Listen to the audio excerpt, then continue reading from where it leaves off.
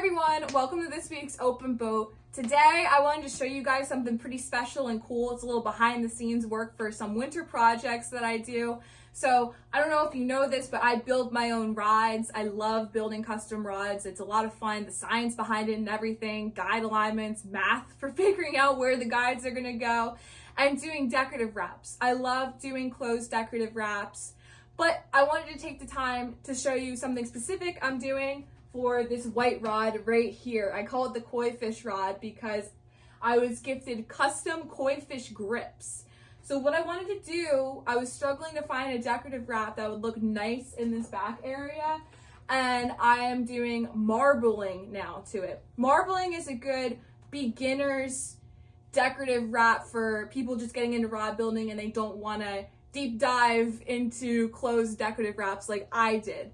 So my marbling is a little bit different compared to how traditional marbling rod builders do it. Mine's more abstract. So what I did was basically I want to match the scale seen on the koi fish grips to match it onto that piece so it looks like one big koi fish. So I'm going to go through like just the quick steps of how to marble your rod. So to start, you can order your marbling kits on Mudhole, and they come with a ton of different colors and a very informative instruction sheet on how to marble. So to start, you take your epoxy, you mix per ratio for 2 minutes, and then you're going to spread that epoxy on the area of the rod blank where you are going to be marbling. Following that, you take the leftover epoxy, a couple nickel sizes of it, and mix in that color pigment, like I did orange for mine.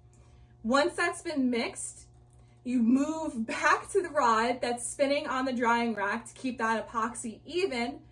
And if you were doing normal marbling, you would want to have that rod spinning the whole time. But for mine, I had to slow it down to blot down those little paint spots of the orange mix.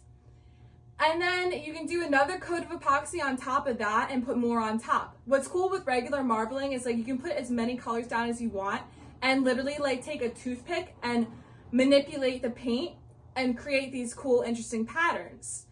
But it's really cool to showcase some little funky flares to your own custom rods. So definitely look into marbling, look into decorative wraps, and see what you can do to spice up your next custom build.